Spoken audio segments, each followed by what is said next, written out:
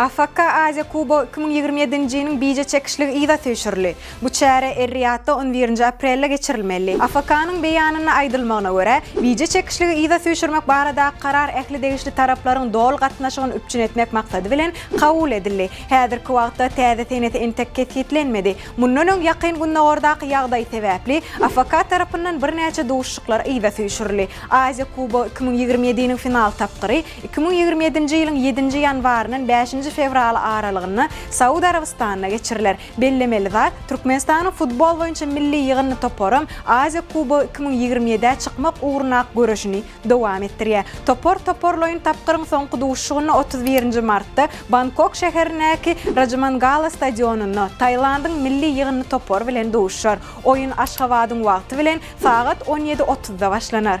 Täzeliklerin ilkinji dinleýijisi bolmak üçin bize agza bolun. Habarlar, täsinlikler, videolar hemmeti bir ýerde. Türkmen portaly biziň bilen galyň.